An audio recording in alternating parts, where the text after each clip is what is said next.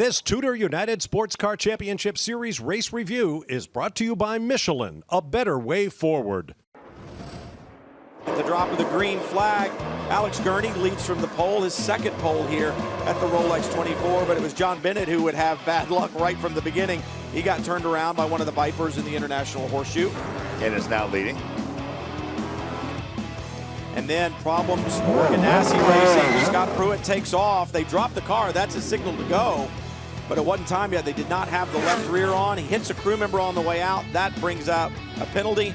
He would have to come to pit road. Then the bus stop started biting everyone. It did, and it just compounded it. Every time someone did that, they got more and more dirt onto the inside there.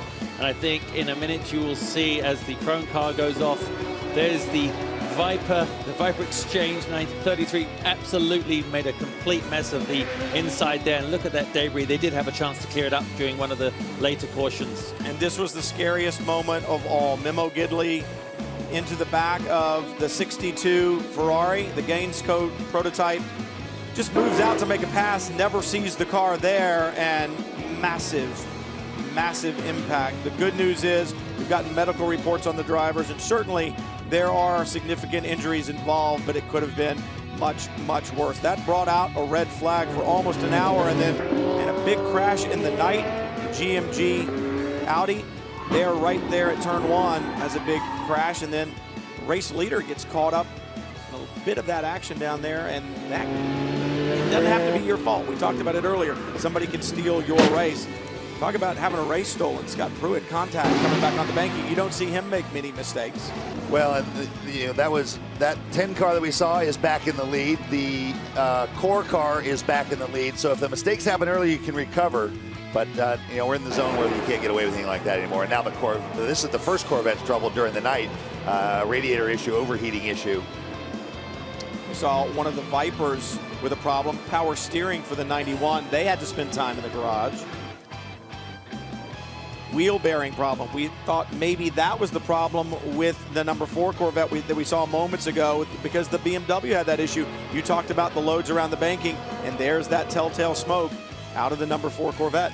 Trying for the up and under there, Calvin, which of course is very difficult to do. And they are literally Here we go. Through the drag race. Here comes the kink, a high-speed left-hander. Is the Audi going to survive the outside move? No! He's off.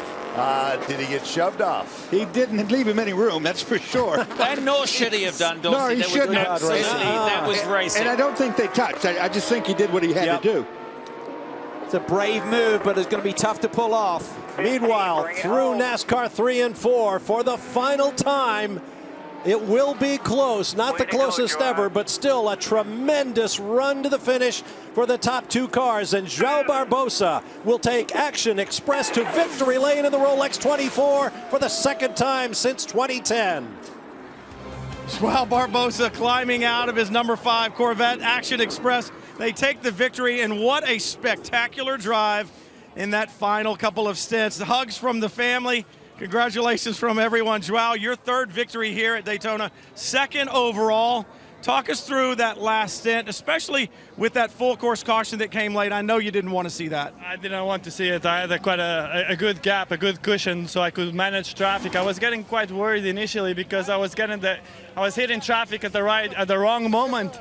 I was getting a little bit worried, and then when the yellow came, I was like, oh man, I was struggling with the car. The gears weren't going in, so as I liked it, because I was sticking a little bit, but man, what a race. Action Express 1 and 3, Corvette 1, 2, 3. These Action Express guys are the best, and my teammates did what a phenomenal job. We had a little hiccup during the night, but we still had plenty of time to come back, and that's what we did. We kept fighting till the end.